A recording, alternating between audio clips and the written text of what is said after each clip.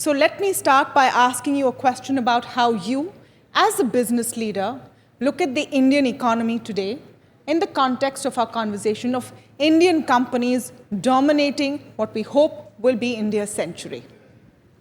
First of all, thank you, Tamanna. Thank you, NDTV World, for inviting me today.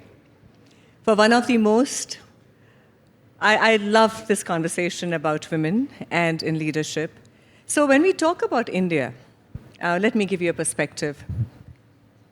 You know, when we launched first of our plants in 1993, I remember the time when India was just opening up the license Raj. They couldn't even imagine that we could make towels. They said, oh, you must have changed the label. It's not made in India by an Indian company.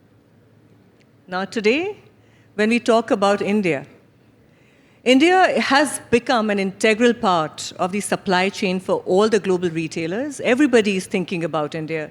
When you talk about Walmart, they're talking about $10 billion, kind of outsourcing from India.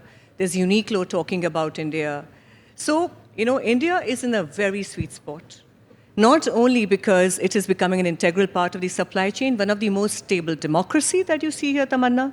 You see the leadership in the terms of infrastructure, the growth. You see the neighboring countries still struggling, and that's where India really holds its own. And apart from that, when we talk about India as a country, the consumption, 1.4 billion people, it's not about the consumption for India itself, it is also about the workforce, which is going to be the youngest for the next 30 years.